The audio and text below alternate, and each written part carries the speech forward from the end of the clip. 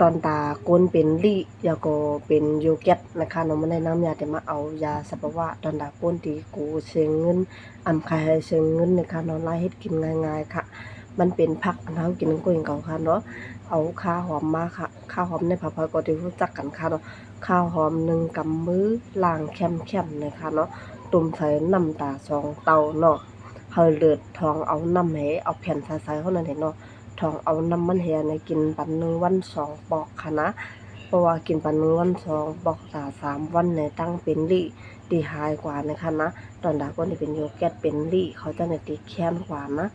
พ่นดีค่าหอมเนี่ยเพราะเขาก็เฮ็ดกินบันมันอันนั้นเนี่ยรัดเนี่ยอันสุเป็นลี่เป็นโยเกิร์ตนั่นก็ตีหายกว่านะคะเนาะคนกำบันน้ำได้ก็ติได้เหมือดพักคู่ว่ามันเหมือดพักมีอายาสาแล้วก็หวานกินกับข้าวเฮ็ด ใส่ปักหมวนเขาจะไหนใส่ด้วยใส่ปลาเขาจะไหนที่ฮู้จังไหนก็เนาะแต่ว่าเอามาให้เดือยาไหลเนี่ยเนาะตอนเราก็ได้เป็นลิเลยเป็นโยเกิร์ตนั้นพี่พรนี่ได้คันนะ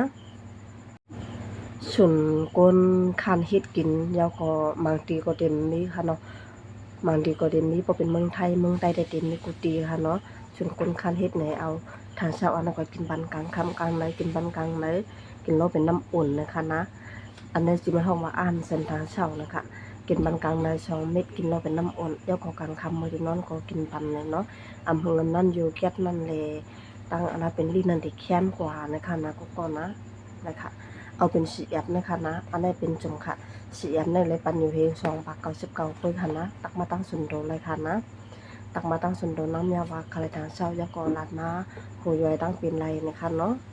มีตั้งเป็นสังทองคาเนาะก็แม่นไว้เลยตักมาตั้งสุนโดค่ะ